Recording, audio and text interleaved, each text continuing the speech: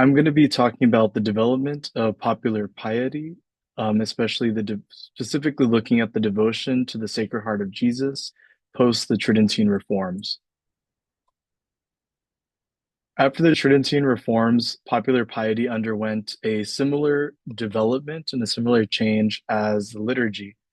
Most people, when thinking about Trent and all of the changes that were implemented, think about a lot of the hierarchical clarifications, changes, and reforms that were made. But while the liturgy and the way that the church hierarchy was being structured underwent a reform and change, popular piety along the same lines also underwent changes and changes that are lasting.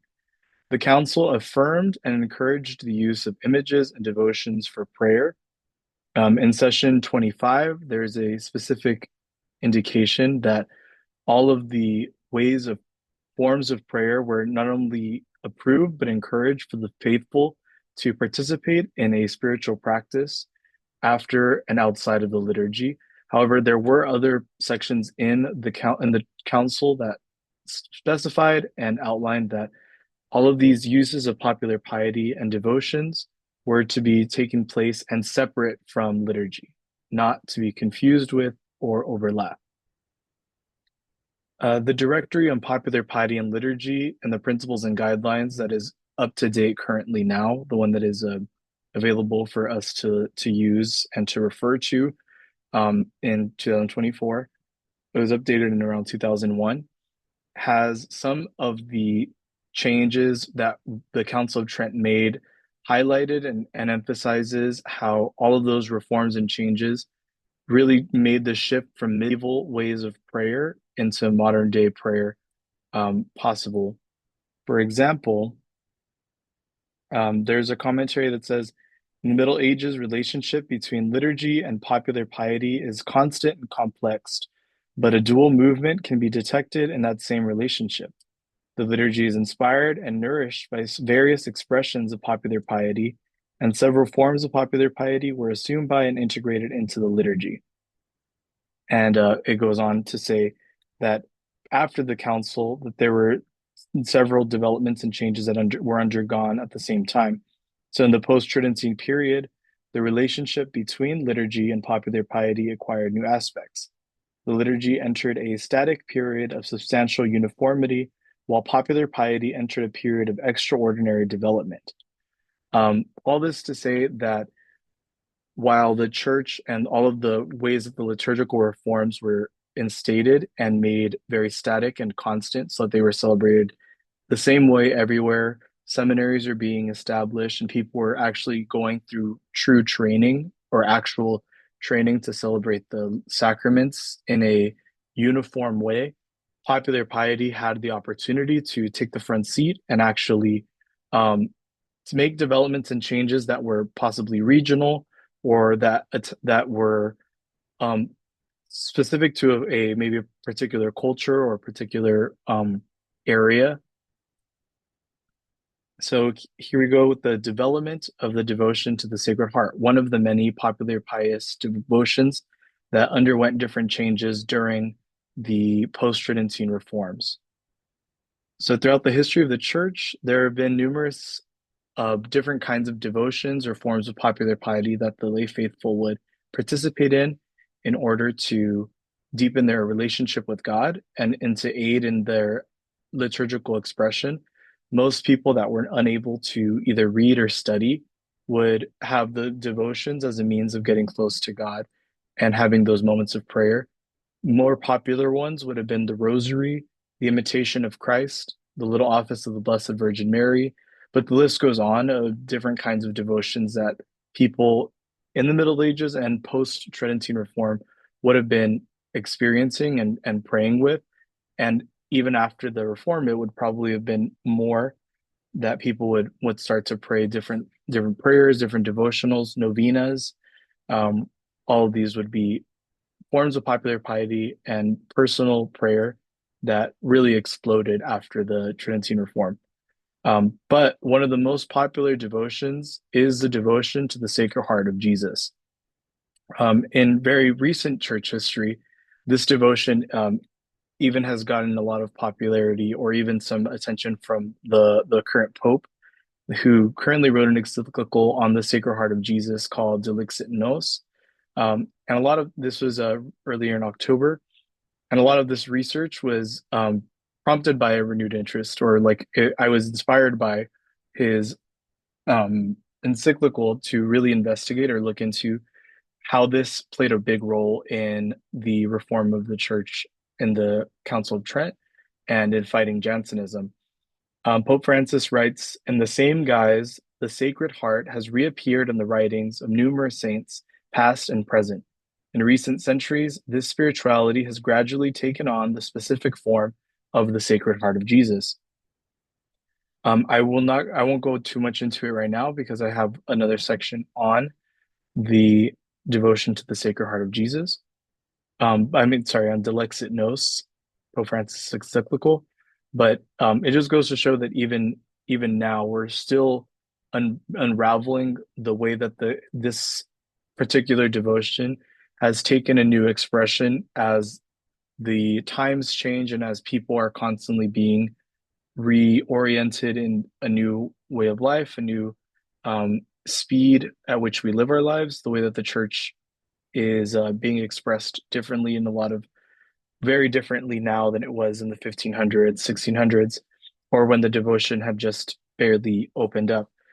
It goes to show that even though the devotion has undergone changes, we still find a need for a focus and an emphasis on the Sacred Heart, on the love of God the Father expressed through the human heart of Jesus.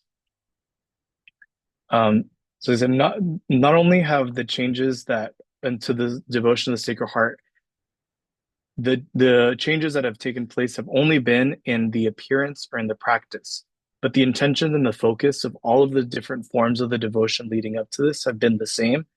They have been a reorientation of the human heart looking towards the heart of Jesus to focus on the mercy of God, the love of God, and a heart that loved us so much that it was willing to be pierced with a lance, to be crucified, and to endure suffering for our salvation. The devotion takes many different forms, but before Margaret Mary Alacoque, there were several other saints that have had reflections or devotions to the Sacred Heart of Jesus that may have not looked quite the same. Again, Saint, one of the big ones that there's speculation. I mean, there's several that I didn't mention, but these are just some of the ones that were a little more obvious or that I was more familiar with. Were Saint John the Evangelist. In a conversation with our Greek professor at St. John's, Dr. Victoria Brennan, she mentioned to me that a lot of the Eastern churches have a problem with devotion to the Sacred Heart simply because they find that having a devotion to a body part and not the whole being, there's no theology in the Greek church or the Eastern church for any of that. But the same concept and the notion of devoting ourselves to or reflecting on, meditating on the love of God the Father through the heart of Jesus Christ would be found in the beloved disciple leaning upon the chest of the Master at the Last Supper. So here I included an icon, kind of illustrating that notion.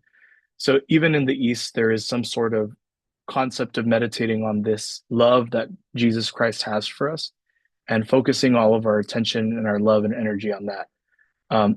St. Francis and St. Clare of Assisi, while they maybe not been the first ones to, but they were the ones that included it as part of their rule of life, was the meditation on the five wounds. And that was later on taken a step further with St. Gertrude the Great and St. Mechtild in a Benedictine tradition. So it has gone through very many changes, through different spiritual writers, different minds, all focusing on the one thing, which is the Christology, or like the way that Jesus Christ relates to us is the way that we're able to understand God the Father and his love for us, and also learn how to properly devote ourselves to him in the way that he has given himself fully to each and every one of us through the sacrifice on the cross. So these meditations, these reflections, and these prayers are just some of the ways that before St. Margaret Mary Alacoque came into the scene, the Catholic Church has been devoting herself to the Sacred Heart of Jesus, has been introducing this reflection as a form of prayer, as a form of spirituality. Um, in a nutshell, St. Margaret Mary and her visions, she was a visitation sister who lived in 1647 and died in 1690. She received a series of visions that revealed what Jesus wanted from the world through a devotion to his Sacred Heart. The image is very simple. It is a pierced heart that is on fire with the cross above it and the crown of thorns around the heart. There's a lot of different religious communities, writers that after the period of St. Margaret Mary Alacoque that take these writings and reflections that she had these visions and do a form of interpretation on what they could possibly mean. More specifically, I remember going to a workshop with the Sisters of the Society devoted to the Sacred Heart of Jesus, and they have a whole theology revolving around the imagery of St. Margaret Mary's visions and what they mean for us and how they connect to the Eucharist and how they connect to a lot of things. But again, that came much after St. Margaret Mary Alacoque. I believe it was Sister Ida Peterfy who wrote those reflections. But that's a more even more modern rendition of what the Sacred Heart of Jesus devotion looks like. The instructions and the visions that St. Margaret Mary received were very simple. Aside from a series of constellations and some direction that she was given to how to worship and how to love God better, when she received the image of the Sacred Heart, Jesus simply told her that first you are to receive me in the Blessed Sacrament as often as obedience will allow, no matter what mortification or humiliation it may entail. Moreover, you are to receive Holy Communion on the first Friday of each month. However, all of these are the basic, simple devotions to the Sacred Heart that were given to St. Margaret Mary Alacoque. But a lot of different religious communities, a lot of different writers, and partly the church, as she continually promulgates these devotions officially, adds on some things to the devotion. Um, I got this from the sisters of the Carmelite sisters who have a strong devotion to the Sacred Heart, have a very in-depth way that a person can live out a devotion to the Sacred Heart. And these are the basic four requirements of anyone who claims to be devoted to the Sacred Heart and wishes to receive any of the graces that the Sacred Heart promises. First, receiving communion frequently. Second, First Fridays, going to confession and receiving the Eucharist on the first Friday of each month for 9 consecutive months. Then you go to confession, receive the Eucharist, and offer your prayers for the intention of the Holy Father. Third, Holy Hour. So the Eucharistic adoration for 1 hour on Thursdays. It can be done alone or as a group, and celebrating the Feast of the Sacred Heart. Other things that are added on to the devotion that are important to note because they're the most common, especially if a person is to go to these events, is they're expected to be fasting on all Fridays. That could be in the form of food or people that can't fast from food for medical reasons or for any other reason are expected to do a different form of a fast. Acts of reparation towards the Sacred Heart of Jesus for sins committed against the Sacred Heart of Jesus, and an act of consecration, which can be done once in your whole life or done every single day. That is up to the individual.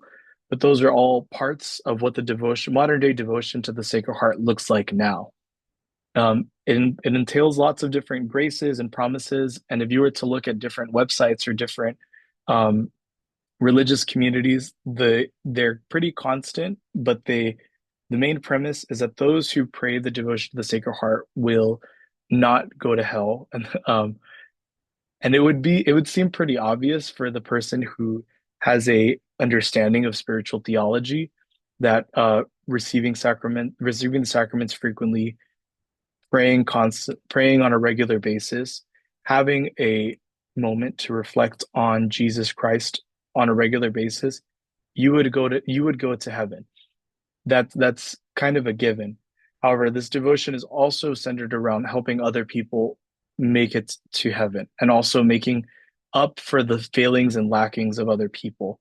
So it's an interesting devotion, especially how it has evolved in modern times, especially considering that it was not something that was it added on a lot of things that did not originally have when a person was praying towards the Sacred Heart of Jesus. Um, After Saint Margaret Mary, there's another person who receives very similar visions and series of devotions, which would be Saint Faustina and her devotion to the Sacred Heart. Um, this is in the 1930s, so it happened almost 300 years after, 200 years after the initial revelations to Saint Margaret Mary, but not too long after the actual feast was implemented as part of the universal calendar, or when it was promulgated by the by Holy Mother Church. There are entire congregations of religious life established solely on promulgating the devotion or living out lives of reparation for sins committed against the Sacred Heart. The Carmelite Sisters in Alhambra have this as one of their main charisms, is devoting their lives as an act of reparation. Also, the Sisters of the Society devoted to the Sacred Heart of Jesus. Their community is founded upon um, the premise of all of the visions that St. Margaret Mary had, teaching other people to love Jesus and offering again their lives fully for love of the heart of Jesus. Something that I found very interesting and very fitting for this research was looking into how the Sacred Heart aids in the defeat of Jansenism, how several of the writers that spiritual writers that look at the Sacred Heart and its devotion carry a lot of understanding how it defeats a lot of the premises of Jansenism and of Pelagianism and of different forms of heresies that try to separate the human heart from Jesus. Um, Jansenism, so just a quick overview, is not a simply being overly pious or devout or rigid. Jansenism, if someone is a Jansenist, it is a person who subscribes to a particular heresy. It's a doctrine that is based on a flawed interpretation that is a little overly strict and rigid interpretation of St. Augustine's theology of grace. In a nutshell, the Jansenists argue that humans are unable to cooperate with God's plan for us. There's a layer of predestination in there, and it just heavily emphasizes on God's judgment and his wrath and on all the things that we need to do.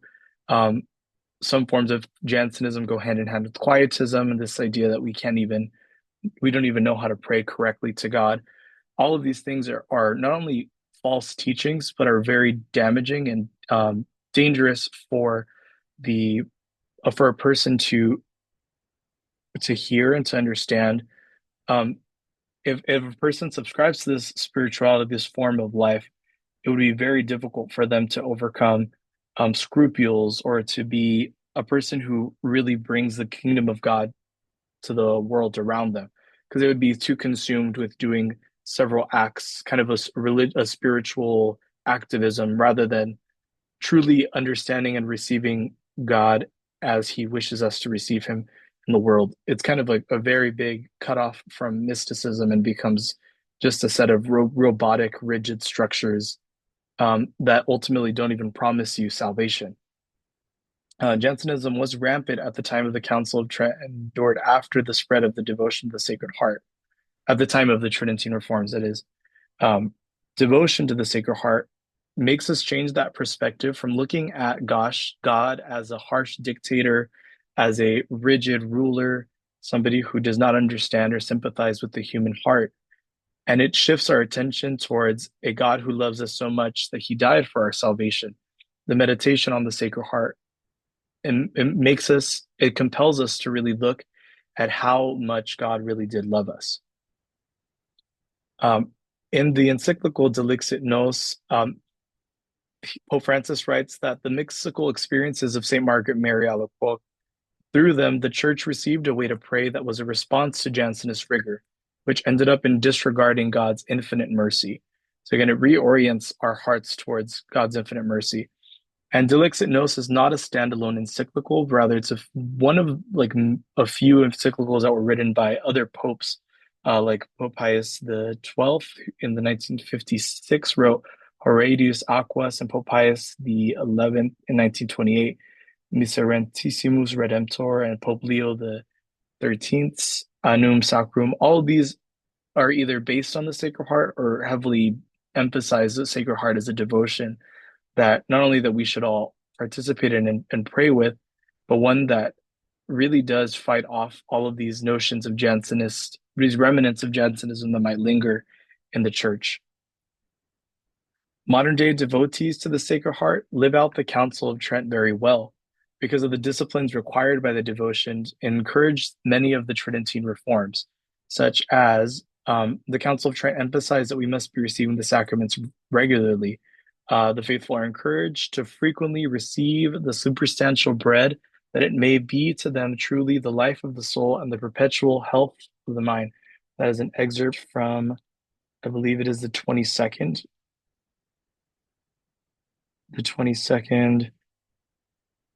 um, council, the 22nd session of the Council of Trent on the Eucharist. Because modern day devotion of the Sacred Heart, like I said, involves not only the frequent reception of the Eucharist, but it also involves regularly monthly confession, Eucharistic adoration, constant prayer. And it also involves, it encourages other people to to pray with unceasing love, with a constant and renewed devotion towards God. Now, the question is, should the devotion be promulgated? Should it be continued to be promulgated?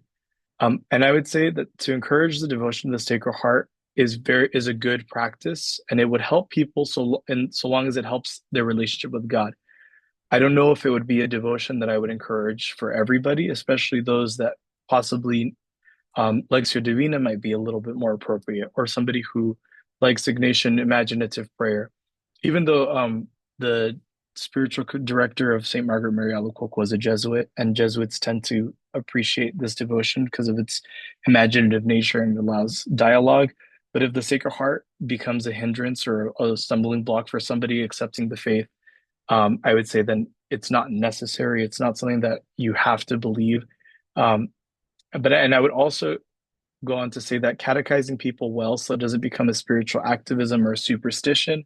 Um, what I mean by that is I think that people can take this devotion and many other devotions out of hand and just try to do more and more devotions, more and more prayers in order to um, feel like they're holier or they're doing something better. I would argue that it's counterintuitive and goes against what the actual devotion to the Sacred Heart really is, which is a simplifying of ourselves and becoming like children and really looking towards the Sacred Heart and learning to love with that same heart. Um, and I've seen a lot of times in parishes where so for a pastoral application, people will tend to only come to church for the Feast of the Sacred Heart and that's it, or only come for First Friday devotions, but they won't participate in any other forms of prayer or devotion. And while I think it's beautiful and all of the reflections that come with it are very beautiful, Eucharistic adoration is awesome. I would also encourage people to make sure that they're reading scripture and participate in other forms of devotion. Learning to love the liturgy and mass would be also helpful in order for their relationship with God and ability to catechize others around them. And lastly, the devotion and all of its promises do fall under the category of private revelation.